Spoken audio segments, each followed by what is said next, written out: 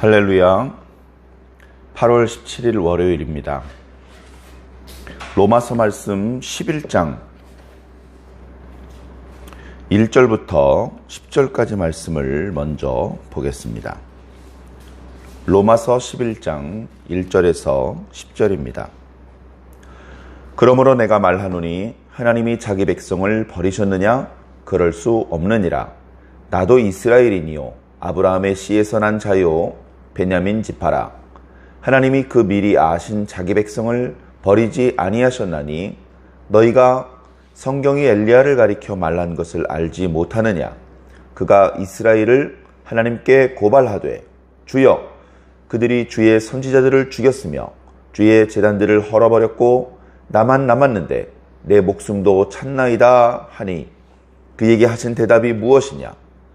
내가 나를 위하여 바알에게 무릎을 꿇지 아니한 사람 7,000명을 남겨두었다 하셨으니 그런즉 이와 같이 지금도 은혜로 택하심을 따라 남은 자가 있느니라. 만일 은혜로 된 것이면 행위로 말미암지 않음이니 그렇지 않으면 은혜가 은혜되지 못하느니라. 그런즉 어떠하냐? 이스라엘이 구하는 그것을 얻지 못하고 오직 택하심을 입은 자가 얻었고 그 남은 자들은 우둔하여 졌느니라. 기록된 바 하나님이 오늘까지 그들에게 혼미한 심령과 보지 못할 눈과 듣지 못할 귀를 주셨다 함과 같으니라. 또 다윗이 이르되 그들의 밥상이 올무와 덫과 거치는 것과 보응이 되게 하시옵고 그들의 눈은 흐려 보지 못하고 그들의 등은 항상 굽게 하옵소서 하였느니라. 아멘. 주여, 계속해서 로마서 9장부터 시작되는 자기 동족 이스라엘을 사랑하는 마음으로 위하여 기도하고 오래도록 묵상하던 바울이 자기 동족 이스라엘에게도 하나님께서 신실하시고 또 기회를 주실 것이라는 말씀이 계속해서 이어지고 있습니다. 그러니까 이스라엘이 처음에 받던 그 은혜를 쭉 지속적으로 받고 넘치게 받고 그리고 최종적으로도 그 은혜를 모두 입는다. 그런 그림이 아니고 처음에 놀라운 하나님의 은혜를 입었고 영적으로 말로 다할 수 없는 유익을 누리는 상태였었지만 결국 하나님의 뜻을 저버리고 하나님의 의를 따르지 않고 자기 의를 세우느라 오히려 하나님의 의를 힘써 복종치 않는 어리석음을 범하였으며 그 결과 영적으로 버림받은 것이나 마찬가지인 신실하신 하나님의 사랑과 보호를 받지 못하는 하나님의 백성 울타리 바깥쪽으로 나간 그런 입장이 되었다는 말씀을 드렸습니다. 하나님은 지금도 살아계시고 지금도 신실하시며 하나님께서 주셨던 언약의 말씀에 대하여 지금도 성실하게 지키고 계시는 그런 하나님이신데 그런 하나님의 은혜를 입게 될 하나님의 백성의 범위는 조금씩 조정되었습니다. 아브라함의 모든 씨가 아니고 이삭의 자녀에게만 신실하셨으며 이삭의 모든 자녀가 아닌 야곱의 자녀에게만 신실하셨습니다. 계속해서 이스라엘 12지파에게 신실하셨던 하나님의 그 은혜는 결국은 남은 자들, 북이스라엘 10지파는 거기서 빠졌고요. 또 유다지파도 바벨론 포로로 옮겨졌다가 다시 돌아오는 과정에서 상당수가 탈락하고 그야말로 보잘것없는 몇 명 되지 않는 소수의 유대인들에게만 하나님께서는 당신의 신실하심을 보여주셨습니다. 그리고 결국 그 유대인들을 통하여서 하나님의 아들 예수 그리스도가 이 땅에 오셨고 그리고 그 유대인들을 향하여 예수 그리스도는 기적을 보여주시고 복음을 선포해 주셨으며 유대인들 중에서 제자들이 선발되었고 유대인들 중에서 선발된 제자들이 사도가 되었고 그 사도들을 통하여서 유대인들에게 다시 복음이 전파되었습니다. 처음에는 모든 그리스도인들이 유대인 그리스도인, 히브리인 그리스도인들이었습니다. 그러나 하나님의 백성의 범위는 그렇게 유대인들에서 유대인 그리스도인으로 옮아가더니 이제는 이방인을 향하여 무서운 속도로 확장되기 시작하였습니다. 이방인들은 사실은 유대인들이, 이스라엘 사람들이 낮추어 보았던 사람들입니다. 그들이 돈은 많은지 몰라도, 학문은 높은지 몰라도, 가지고 있는 땅은 넓은지 몰라도 결국 영적으로는 이스라엘이 하나님의 선택받은 민족이다. 너희들은 냄새나는 할례 받지 못한, 언약을 받지 못한 이방인이다. 그렇게 낮추어 보았었는데 그 하나님께 대하여 아무것도 모르고 과거에 무슨 일을 했었는지에 대한 어떤 영적인 유산, 자산이 없었던 그 이방인들도 예수 그리스도를 믿기만 하면 성령을 받고 구원을 받는 그런 일들이 나타났던 것입니다. 그런 일들에 대하여 처음에는 사도 바울도 당황을 했었고, 그리고 베드로조차 처음에는 쉽게 받아들이지 못했습니다. 하나님께서 여러 증거들을 보여주셨고, 베드로의 경우에는 꿈 중의 환상으로 당신의 뜻을 보여주셨으며, 깊이 묵상하던 중에 하나님의 뜻이 무엇인지 확실히 깨닫게 되었죠. 그래서 주의 종들이 모여서 기도하며 회의한 결과 이방인들을 향하여서 복음을 전하는 것을 금할 수 없다. 하나님께서 괜찮다고 하신 것을 우리 사람들이 안 된다고 말하지 말자. 우리는 우리가 하고 싶은 대로 하는 사람들이 아니고 하나님의 말씀대로 순종하는 사람들이다. 그렇게 방침이 세워져서 빠른 속도로 이방인들을 향하여 복음이 전파되기 시작했고, 그 복음 전파의 흐름이 보이지 않게는 뒤에서 성령님께서 역사하시고 도와주셨으며, 그 흐름이 계속해서 이어져서 흘러 넘쳐서 오늘 우리가 살고 있는 해돋는 곳 대한민국 땅에도 복음이 들어왔으며, 우리들에게도 그 복음이 임하여서 우리가 지금 하나님을 아버지라고 부르고 예수 그리스도를 주님이라고 부르고 믿고, 그리고 그 주님의 말씀을 소망하고 있지 않습니까? 그렇게 하나님의 백성의 범위는 변하고 있었습니다. 그러나 하나님은 예전이나 지금이나 변함이 없이 동일하신 분이십니다. 예전에 하셨던 말씀을 잊지 않으시고 지금도 지키고 계신 분이십니다. 그 하나님께서는 그 뜻하신 바를 빠짐없이 성공적으로 아름답게 다 이루고 마실 것입니다. 우리는 그 하나님을 믿고 예수 그리스도 안에서 하나님께 날마다 더 가까이 나아가야 하겠습니다.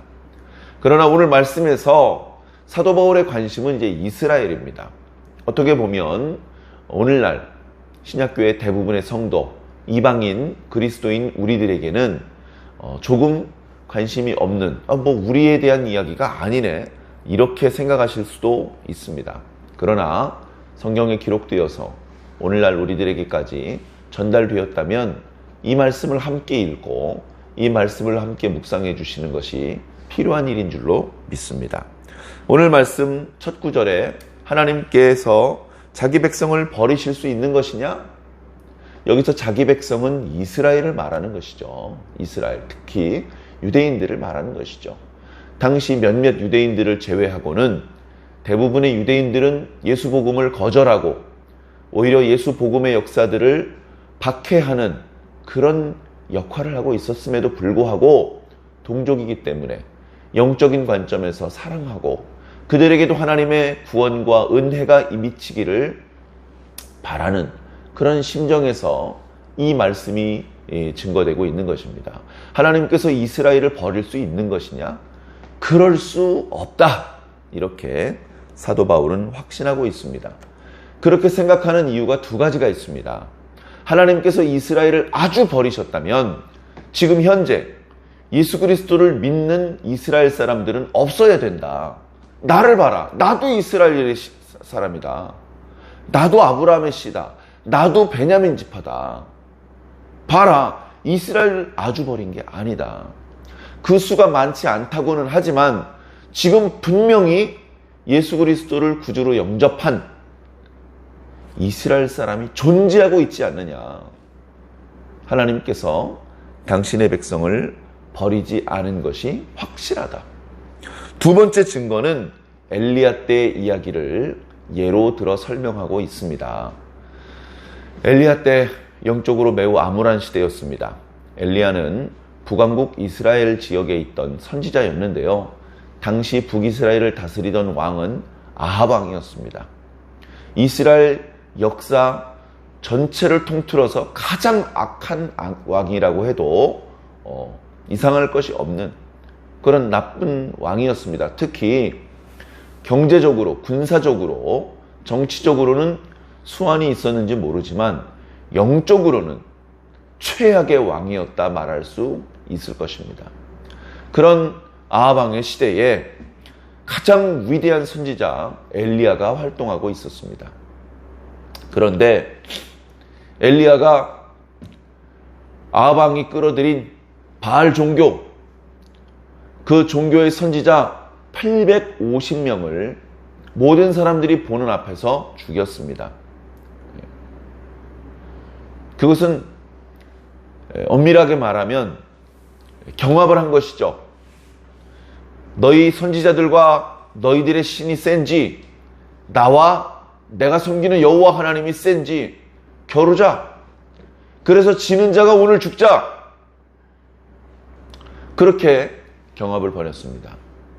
수적인 우세, 중앙정부의 지원을 받고 있던 바알과 아세라의 선지자들이 기가 죽을 리가 없었습니다. 기세등등하여서 그렇게 하기로 했습니다. 그들이 먼저 기도했죠. 응답이 없었습니다. 없을 수밖에 없죠. 이름뿐 그들에게는 신이 없었기 때문입니다. 하루 종일 기도하고 이제 해가 지려고 할 때 이제 그만해라, 내가 기도해 보겠다 해서 엘리야가 기도를 하는데, 기도해서 하늘로부터 불이 제단에 떨어지게 만드는 사람이 이기는 거다. 그렇게 할 수 있는 신이 진짜 신이다. 이렇게 경합의 내용을 만들어 놨기 때문에 엘리야가 이제 불로써 응답해 주시기를 기도하는데, 기도에 앞서서 사람들을 시켜서 물을 떠오게 했습니다. 엄청나게 많은 양의 물을 제단 위에 들이부었습니다. 그리고 제단 사면에 고랑을 파괴해서 들이부었던 물이 흘러가 없어지지 않고 그 제단 주변에 계속 고여있고 그 주변이 흥건하게 젖어있게, 그래서 인위적으로 불을 붙일 수 없게 그렇게 만들어 놓았습니다. 그리고서 기도했던 것입니다. 기도는 길게 하지 않았습니다. 짧게 했죠. 여호와께서 참 하나님이신 것과 제가 하나님의 참 선지자라는 것을 여기 모인 모든 사람이 보아 알게 하여 주시옵소서. 기도가 마치기 전에 하늘에서 불이 떨어집니다.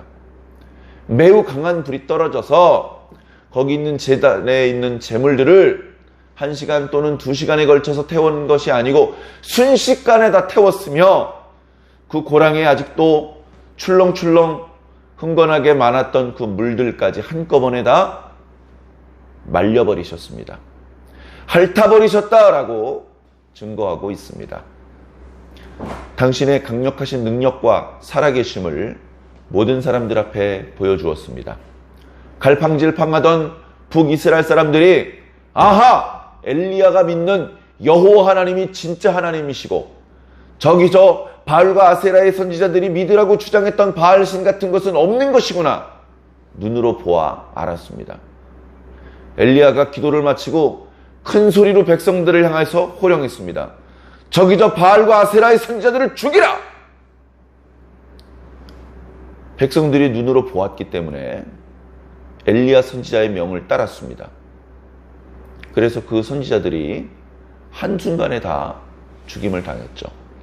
그렇게 해서 북이스라엘에 꺼져가던 여호와 종교의 불씨가 다시 살고 북이스라엘 다시 신앙의 붕이 일어나는가, 그런 것들을 기대했었지만 안타깝게도 그런 일은 일어나지 않았습니다.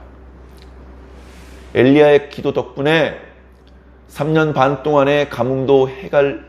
되었음에도 불구하고 아무도 엘리야 선지자를 위대하게 보거나 그의 기도에 감사하거나 그를 통해서 자비를 베풀어 주신 하나님께 영광을 돌리지 않았습니다. 그저 이놈이 내 선지자들을 죽여? 하면서 이세벨을 비롯한 바알의 진영에 있던 사람들이 엘리야 한 사람을 죽이기 위해서 군대를 보냈습니다. 그 상황에 엘리야가 두려움을 먹고 급히 도망가게 되었습니다. 도망가면서 하나님 앞에 기도를 올렸던 겁니다.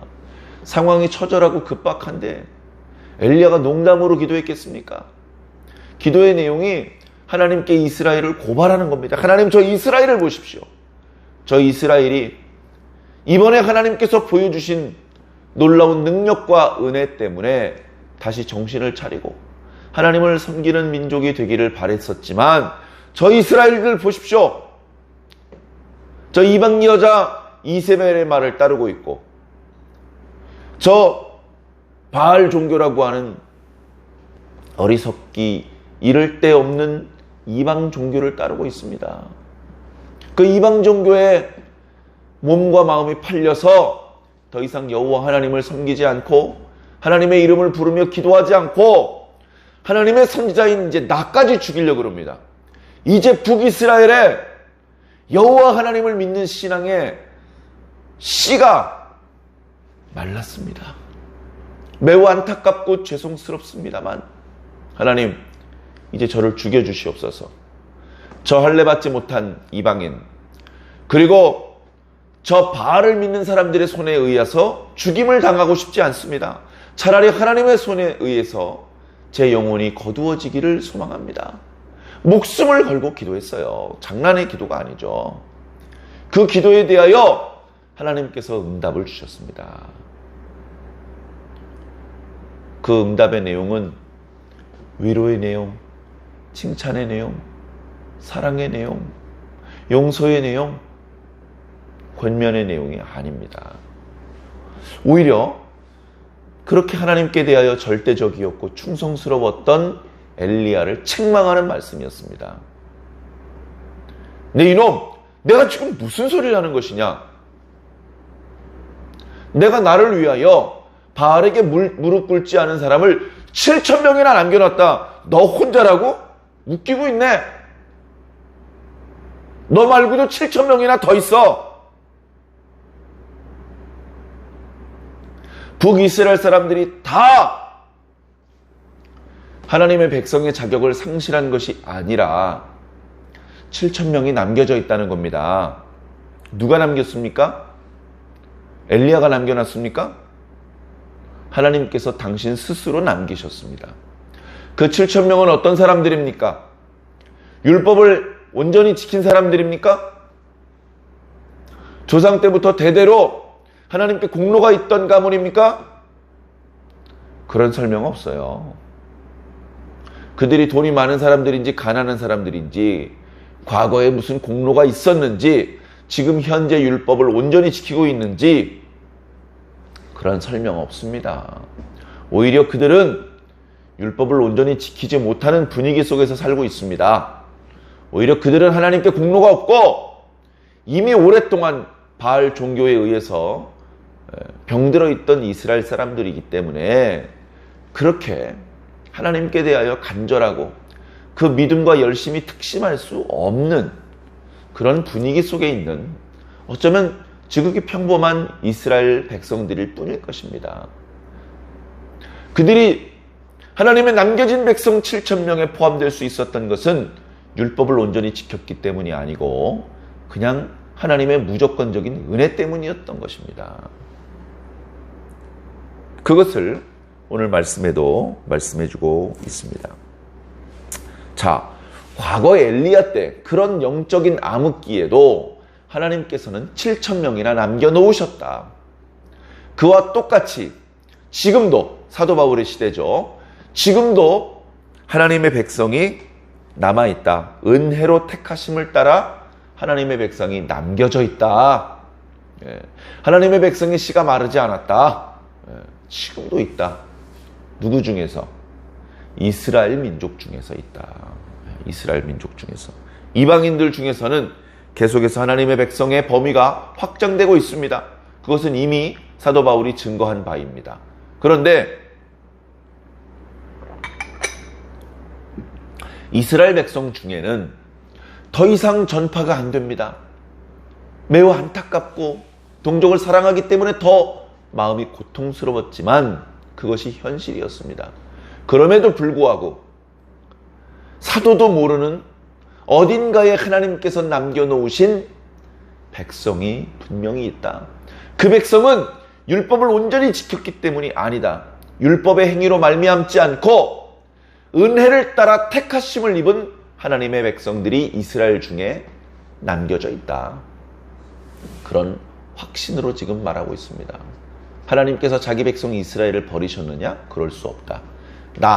이 바울과 같은 그런 유대인이면서 예수 그리스도를 믿는 그런 사람들도 있고, 그런가 하면 사도들도 아직을 모르지만 하나님께서 곳곳에 숨겨놓으시고 예비해 놓으신 당신의 백성들이 있다. 그들은 곧 예수 복음을 영접하고 당당히 하나님의 백성의 자격을 계속해서 이어나갈 수 있는 그런 하나님의 남겨진 백성이다 라고 증거하고 있는 것입니다.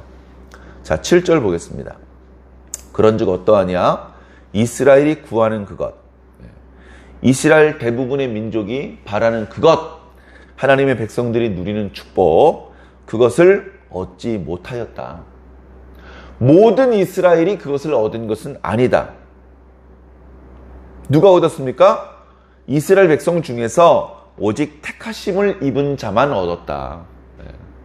구체적으로 이름을 들자면 베드로와 요한, 야고보, 바울, 바나바, 그 당시에 유대인이면서 예수 그리스도를 영접한 하나님의 위대한 사도로 쓰임받은 그런 인물들, 또는 그 이름이 다 알려져 있지 않은 수도 없이 많은 유대인 그리스도인들이 있었습니다. 여인들도 많이 있었고요. 그렇게 모두가 얻은 것은 아니지만 택하심을 입은 자들이 얻었다. 그런데 택하심을 입지 못한 그 나머지 이스라엘 사람들은 어떻게 됐느냐? 우둔하게 됐다. 우둔하게. 그래서 복음을 듣지 못하는 것이다. 믿지 못하는 것이다. 자, 이 우둔한 백성들에서 대해서 이미 구약 성경에 예고하고 있다. 하나님께서 오늘까지 그들에게 혼미한 심령, 보지 못할 눈, 듣지 못할 귀를 주셨다. 이게 바로 오늘날 은혜로 택하심을 입지 못한 그 나머지 이스라엘 사람들에 대한 말씀이다. 아무리 가르쳐 주어도 그들이 오랫동안 율법을 배워 율법을 지키면서 살아왔음에도 불구하고 지금 예수 그리스도를 통해서 나타내신 하나님의 의, 하나님의 구원에 대해서는 보지 못할 눈, 듣지 못할 귀의 상태다. 이어지는 다윗의 입술을 통해서 주셨던 말씀들은 더 참혹한 말씀입니다. 그들의 밥상이 올무와 덫과 거치는 곳과 보응이 되게 하시고 그들의 눈은 흐려 보지 못하고 그들의 등은 항상 굽게 하옵소서. 이 다윗의 기도는요, 어떤 거냐면요, 다윗을 괴롭히는 원수들이 있습니다. 지금 다윗이 쫓기고 있어요. 자, 그런 과정에서 그 원수들을 저주하는 기도입니다. 다윗이 자신의 원수를 향한 저주의 기도의 내용이 지금 이스라엘 백성 중에서 은혜를 따라 택하심을 입은 자 이외의 나머지 사람들에게 쏟아진 내용이 되었다. 그 저주가 지금 하나님의 백성 이스라엘 유대인들에게 미치고 있는 것이다. 그렇게까지 이야기를 하고 있는 것입니다. 자, 그렇다면 이스라엘을 향하신 하나님의 사랑과 그들을 구원하고자 원하시는 하나님의 그 계획에는 어떤 변화가 생길까요? 이렇게 대부분의 이스라엘 사람들은 어리석어지고 하나님의 복음과 구원에 대하여서 까막눈이 되어서 결국을 멸망의 자신으로 전락할 것인가? 소수의 택함받은 사람만을 제외하고 또 한 번 기회를 그들에게 주실까? 그 부분은 이어지는 말씀을 통해서 은혜를 나누기를 바랍니다. 오늘 우리는 이 말씀을 통해서 더더욱 오늘 우리가 받고 있는 사랑, 우리가 입고 있는 이 구원이 얼마나 소중한 것인지 깨닫기를 바랍니다. 우리는 우리가 겪고 있는 현실에 여러 가지 풍랑 때문에 우리가 받고 있는 은혜의 소중함, 이 위대함을 종종 놓치곤 합니다. 그러나 다시 한번 그 은혜를 되살리시기를 부탁드립니다. 하나님께서 우리를 향하신 이 사랑이 얼마나 큰 것인지, 그 하나님의 위대하신 사랑이 지구 반대편에 살고 있는 오늘 우리들에게까지 왔다는 것은 결코 가벼운 일이 아닙니다. 인간의 계획과 힘과 잔꾀로 복음이 여기까지 온 것이 아니고요. 성령님을 통하여서 하나님께서 무던히 참으시면서 무던히 많은 당신의 종들을 순교하게 내어주시면서까지 이 땅에 복음이 임하고 이 땅에 많은 백성들이 하나님을 아버지로 부르기를 하나님께서는 기뻐하셨습니다. 아직도 우리 주변에 하나님을 아버지로 부르지 못하는 그들에게 우리는 계속해서 복음을 전파해야 되며 하나님이 어떤 분인지 언어적인 방법으로 또는 비언어적인 방법으로 증거할 수 있어야겠습니다. 그런 역할을 좀 더 잘 감당할 수 있는 저와 여러분, 그리고 우리 완주중앙교가 되시기를 예수님 이름으로 간절히 축원합니다. 기도하겠습니다. 사랑의 하나님, 오늘도 우리를 사랑하시고 오늘도 우리에게 놀라운 구원을 베풀어 주신 하나님을 찬양하고 감사합니다. 하나님께서 우리들에게 주신 이 구원을 더욱 더 뼈저리게 절감할 수 있게 도와주시고 더 깊이 감사하며 더 뜨겁게 찬양할 수 있도록 우리들의 마음을 날마다 진작시켜 주시옵소서.